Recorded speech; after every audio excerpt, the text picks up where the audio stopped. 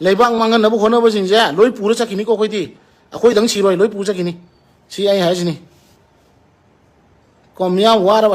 वारा बस वारा मतम जे मोइना पॉलिटिकल गेम तौना अमा इंजन नदना कोरबे इशू मयाम कई लई करा लई दो पुथोक्तना नैनादना सेंटर तक्सनदना तौदना होनादना तौगेदि लेतर मोय अमा हुन्नादना लाउनादना ओय हाजिनी अखोई थवाई मांगदो ओरबा अखोई सोकदो ओरबा अखोई सिदो ओरबा को अखोई न चखिबो मतमदना अखोइना लेबाक चखिबो मतमदा लेबाक थुगाइना होनाबा लेबाक मांगन होनाबा मीसु पुरु चखिनी सीमा खंग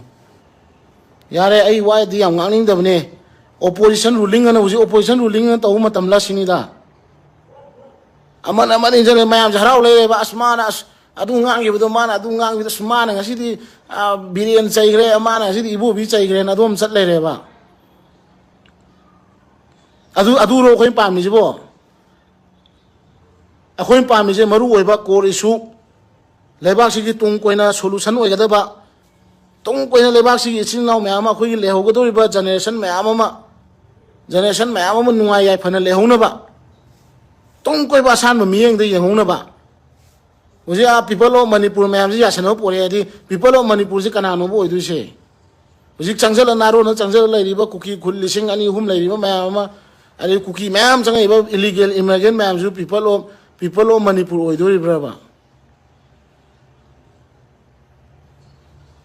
पीपल ऑफ मणिपुर है हाँ डिफाइन तौगदबसे पीपल ऑफ मणिपुर से कना से हाँ थीदोपम चंगीबा सोमदना वोटर दो सभी चाही तराद चाही 53 वोटर पानबदो चाही तराद 75% हेंकला मतमसिदा पीपल ऑफ मणिपुर से कना पीपल ऑफ मणिपुर ने चिंजलद्रबदो मैम दो मेन ओबी इशूदी इलीगल इमिग्रेंट खंतोकपा एनआरसी तौरगा अदुगा डिपोर्ट तौगिबा आद मपान थादोकिबा Meitei ST चनबा ML election सेमतोकपा सुगु ma'am सिनेब तौगदबदी अदोमदी चत्रे अदु तब आई अमुकसु हाइजेसिनिको मियाम द अवाबा पीगदबा मियाम अखोइबु थवाई मांगनबो होनर तारगदी